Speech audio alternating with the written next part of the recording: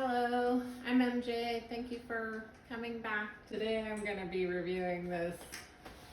I don't even know what this thing is called, but I use it as a scrim. I guess maybe I think it's actually a reflector. But I had an idea. I think I was at imaging last year, and scrims can get quite expensive. So I had this idea of what if I sort of like used a reflector like this as a scrim. So if you want to do silhouette photos, and I'll show you some examples of a couple that I've done using this as a scrim. So you would put your light behind this, and then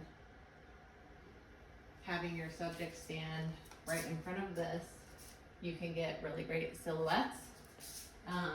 Or another thing you can do is having your subject stand behind here and like pressing up against this, which would be great for boudoir, and kind of getting those really cool shots like through the whatever we're calling this sheer reflector. So we'll post a link of where you can purchase this. But yeah, it's a great little handy tool for silhouettes.